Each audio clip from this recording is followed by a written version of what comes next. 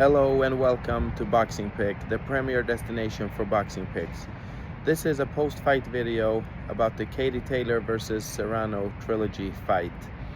First of all, from a fight fan perspective, the atmosphere at the Madison Square Garden that night 2 days ago was just absolutely incredible. It was just really electric. So many fans, so many happy fans, and it was just great.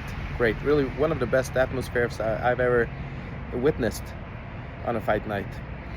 So basically, what happened during the fight was that first of all, it wasn't as exciting as the first two meetings that they had. This fight was a little bit more, how should we say, calculated, because Katie Taylor wasn't engaging as much as she did the first two fights. So she made it easier on herself, really. In the first two fights, they were going toe-to-toe. It was just so much action. I personally thought, I'm one of those who thought that Katie Taylor just edged both of the first two fights because she was landing the little more telling blows in many of the rounds. It was a close fight, both of them. I just think Katie edged them. In this fight, she wasn't standing toe-to-toe, so she was moving around, and what this made, so if we say in the first two fights, both of them were landing very hard shots on each other. In this fight, when Katie was on her feet, just keeping the distance, keeping the fight long range, what this did was to show everybody, especially the judges, that Amanda Serrano could not get to her. The difference in foot speed between them, I've never noticed it as apparent as it was in this fight. The difference in foot speed is just big. Amanda Serrano is really strong, but she needs to have her feet set for her to be able to land hard punches.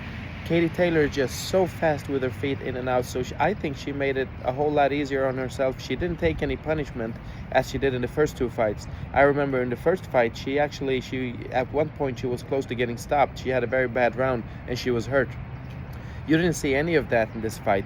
She kept on her feet. She was fighting her fight. She was landing the more telling blows. Amanda Serrano couldn't really get to her, couldn't really get her shots off, and that was the story of the fight. We gave you the pick, Katie Taylor, to win this fight. I was at the arena live. After four rounds,